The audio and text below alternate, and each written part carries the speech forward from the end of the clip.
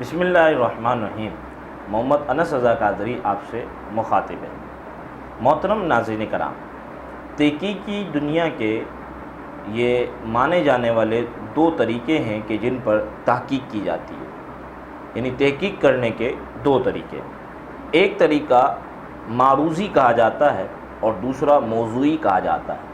معروضی یہ ہوتا ہے کہ بندہ مطالعہ کرتا ہے، تحقیق کرتا ہے، تحقیق کرنے کے بعد جو دلائل کے ذریعے ایک نتیجہ اس کے سامنے آتا ہے، وہ کہتا ہے کہ فلاں دلائل کے ذریعے مجھے یہ نتیجہ ملا ہے یا میں اپنی تحقیق میں اس نتیجے پر پہنچا ہوں۔ اسے کہا جاتا ہے معروضی تحقیق یا معروضی مطالعہ کہہ لیں، کہ مطالعہ کرنے کے بعد، تحقیق کرنے کے بعد کسی نتیجے پر پہنچے، اور یہ اچھا طریقہ ہے اور اسے پسند بھی کیا جاتا ہے۔ دوسرا طریقہ موضوعی طریقہ ہے۔ اس میں ہوتا یہ ہے کہ پہلے سے دعویٰ یا پہلے سے نتیجہ متعین کر دیا جاتا ہے۔ جب پہلے سے دعویٰ یا نتیجہ متعین کر دیا جائے تو پھر کوشش یہ کی جاتی ہے کہ جتنے بھی دلائل ہوں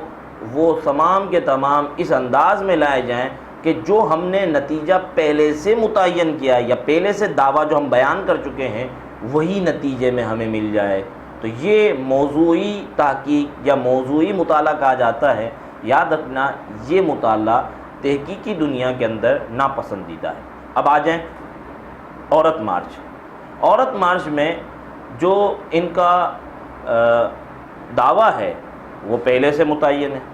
جو نتیجہ ہے وہ پہلے سے متعین ہے، پھر بیچ میں جتنے بھی دلائل لائے جا رہے ہیں وہ اسی انداز میں لائے جا رہے ہیں کہ کیسے بھی کر کے ہم عورت کی آزادی بمانے عورت کی عریانی اس کو ثابت کر دیں کہ عورت کو ننگا کر دیا جائے۔ تو یاد رکھنا کہ یہ جتنے بھی لوگ آ رہے ہیں، یہ جس انداز میں بھی آ رہے ہیں، یہ معروضی تحقیق جو کہ تحقیقی دنیا کے اندر پسندیدہ ہے،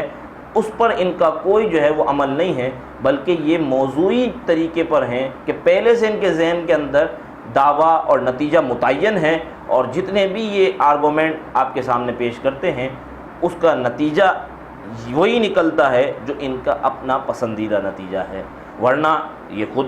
اپنے آپ کو جو ہے وہ بشعور دنیا کے انسان سمجھتے ہیں، تو پھر ایسے پلے کارڈز یا ایسی چیزیں جو عورت مارچ کے دلائل کے طور پر پیش کی جا رہی ہیں یا عورت مارچ کے کرنے کے لیے پیش کی جا رہی ہیں، تو ان کا جو نتیجہ نکل رہا ہے وہ ان کا اپنا پسندیدہ نکل رہا ہے، عورت کے تحفظ کے لیے کوئی چیز نظر نہیں آ رہی۔ تو یہ آپ کے سامنے ان کی، جو کہ اپنے آپ کو پڑھی لکھی دنیا کے لوگ کہتے ہیں، ان کی تحقیق کا ایک مختصر سا آپ کے سامنے جائزہ پیش کیا ہے۔ آپ اندازہ لگا لیں، چاہے وہ ٹی وی اینکرز ہوں، چاہے وہ جو ہے کسی سیاسی پارٹی کے لوگ ہوں، چاہے وہ کسی بھی جو ہے وہ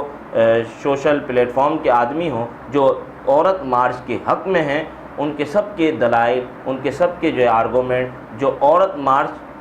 مارچ جو ہمارے معاشرے میں ہو رہا ہے اس کے لیے جو دیے جا رہے ہیں، اس کا نتیجہ پہلے سے ان کے درمیان سیٹ ہے، اور وہ یہ ہے کہ عورت کو بے غیرت اور بے حیا بنا دیا جائے۔